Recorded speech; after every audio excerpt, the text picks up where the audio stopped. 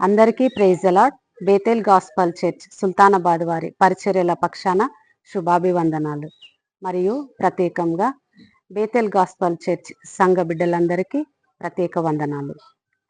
ఈరోజు దేవుని వాగ్దానం 2వ రాజుల గ్రంథం 20వ అధ్యాయము 5వ వచనం. నీవు కన్నీళ్లు విడుచుట చూచితిని, నీ ప్రార్థన నేను అంగీకరించి ఉన్నాను. నేను నిన్ను బాగు చేసేదను. 3వ దినమున నీవు యెహోవా మందిరమునకు ఎక్కిపోవుదువు. ఇది హిజ్కియాతో దేవాతి దేవుడు మాట్లాడుతున్న మాట. హిజ్కియాకు మరణకరమైన రోగం వచ్చినప్పుడు హిజ్కియా ప్రార్థన చేసింది, కన్నీళ్లు విడిచి ప్రార్థన చేసింది.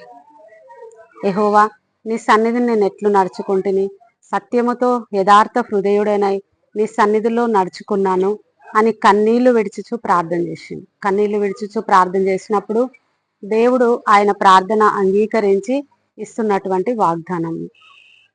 నీవు కన్నీళ్లు విడుచుట నేను చూచి తిని, నీ ప్రార్థన నేను అంగీకరించి ఉన్నా, నిన్ను బాగు చేసేదనని ఇంకా 15 సంవత్సరాల ఆయుష్నిచ్చిండు. ప్రార్థన చాలా ప్రాముఖ్యమైనది.